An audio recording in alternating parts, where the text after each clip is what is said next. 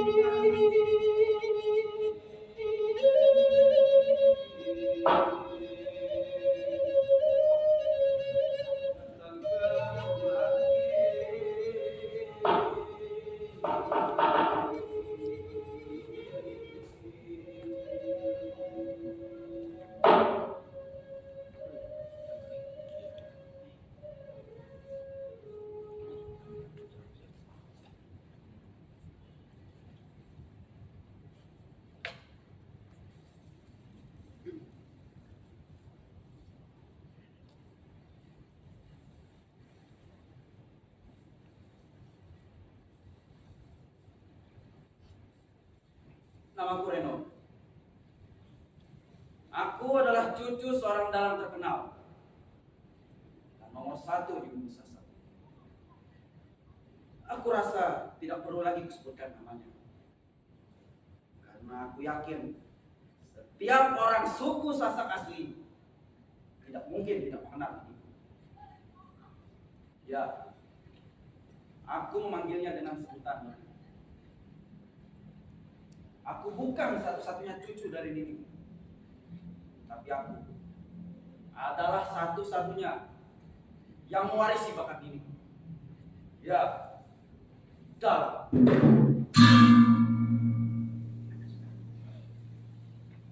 Entah kenapa aku sangat tertarik dengan dunia pewayangan sejak kecil. Mungkin di Bumi Sasak ini aku tidak seterkenal ini, tapi di luar Bumi Sasak aku cukup diketahui oleh banyak orang. Karena beberapa kali pegiat budaya dari Bumi Sasak membawaku ke Pulau Jawa untuk mendalang, dan aku mendapatkan julukan Dalang Cip. Julukan ini tidak aku dapatkan dengan cuma-cuma. Bukan juga karena aku adalah cucu seorang dalang terkenal di Bumi Sasak, tapi karena kegigihanku dalam proses.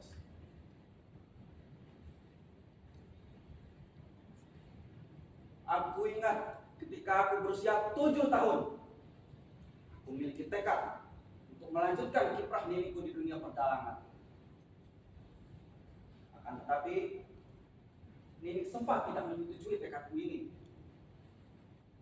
Dia sangat ketakutan jika seandainya aku mendalang dan pakem dari wayangan yang aku bawakan salah, bisa-bisa aku membuat malu diriku. Kira-kira begini perkataannya kala itu.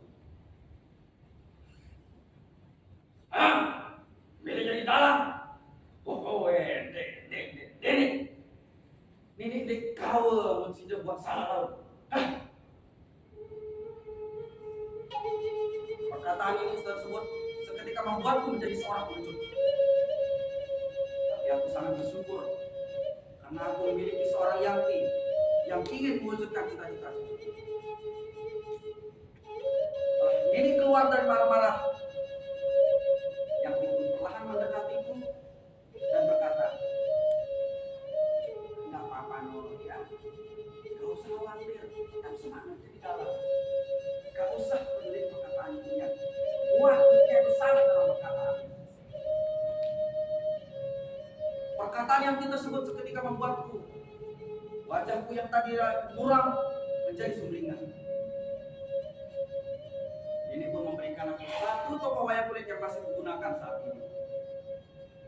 Kali pertama aku latihan dibarengi dengan Yanti, diam-diam tanpa sepengetahuan ini. Lalu latihan kedua, ketiga, dan seterusnya.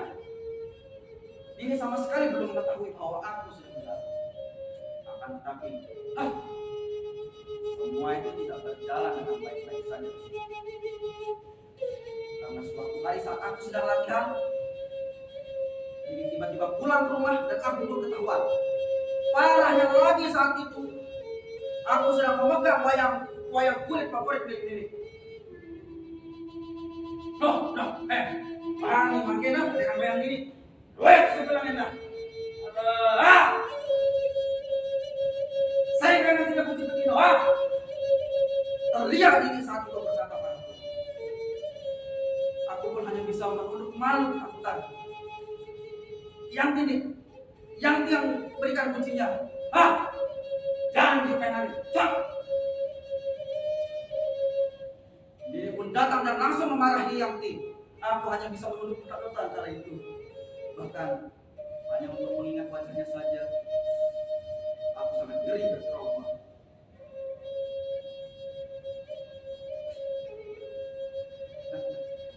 Ini lucu. 3 hari setelah ini marah-marah, seorang pegiat budaya datang ke rumah tanpa ada ini. Sama-sama aku mendengarkan perkataannya. Bagaimana perkembangannya? Bulan depan akan ada perhelatan akbar di Jakarta. Namanya Reno sudah saya daftarkan dan tampil di acara tersebut. Seketika Yanti kaget bukan kapalang, tapi Yanti dengan semangat mengiyakan perkataan orang tersebut. Setelah orang tersebut pergi, Yanti kemudian masuk ke kamarku, kemudian menarik tanganku seraya berkata dengan semangat, "Ayo dong, latihan lagi lebih semangat. Kita harus tampil hebat besok di Jakarta." Setelah itu, aku pun mulai latihan kembali dibarengi dengan Yanti.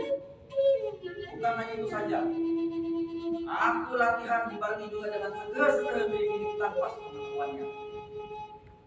Dan saatnya tiba, sekeluarga termasuk Yanti dan ini terbang ke Jakarta. Ketika sampai di acara tersebut, Nini pun kaget bukan kepala ketika melihat seluruh alat-alat musiknya sudah ada di atas panggung. Karena Nini hanya mengetahui bahwa dia saat itu hanya sebagai tamu undangan. Setelah sekian lama, aku pun mundur perlahan dari tempat itu. Kemudian aku menyiapkan satu background dan kerek. Saat namaku sudah dipanggil, aku pun menarik nafas panjang dan menghembuskannya. Dan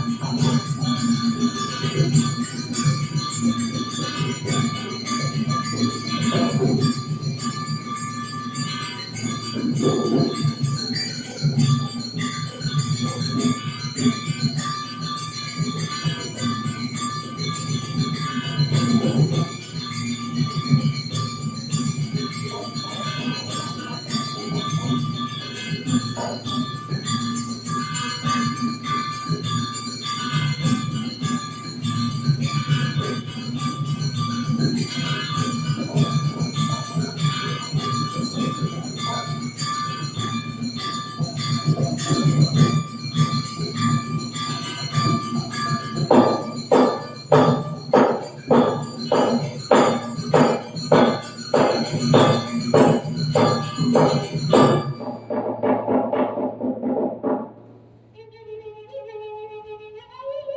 ya, pasti.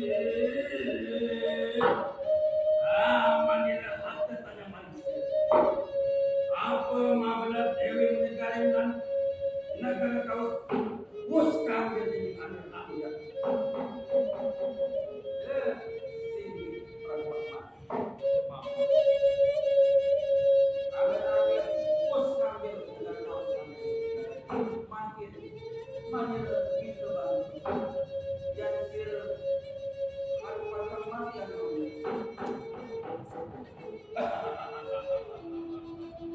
Yang makanya manilah sanggup bantu siapa lagi.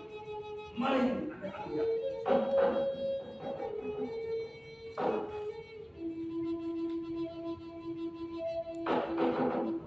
Ya yang ulur. Sila hamba tampingan mantu pawikan.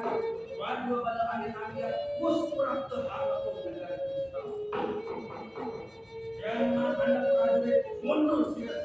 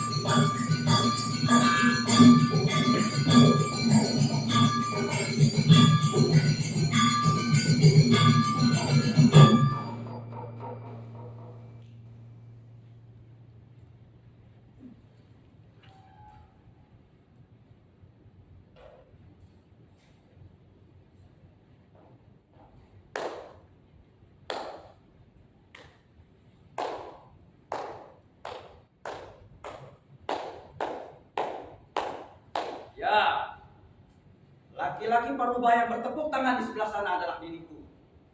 Nini sangat bangga kala itu dengan penampilanku. Setelah pertunjukan selesai, Nini kemudian perlahan mendekatiku dan berkata, hei, bangga Nini ke? Lagu sih kena. Nini bangga wah Niki. Semenjak saat itu, Nini pun merestui tekadku untuk menjadi seorang dalang. Aku Reno.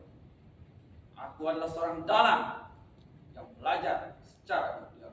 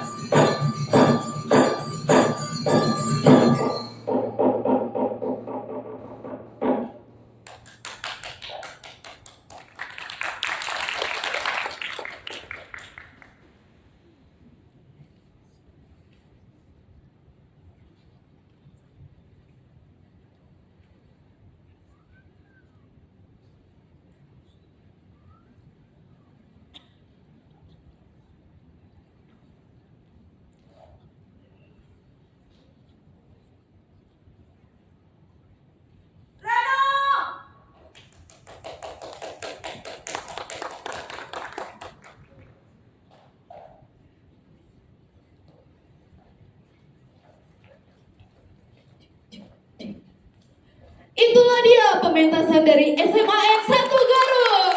Beri tepuk tangannya sekali lagi, luar biasa sekali penampilannya.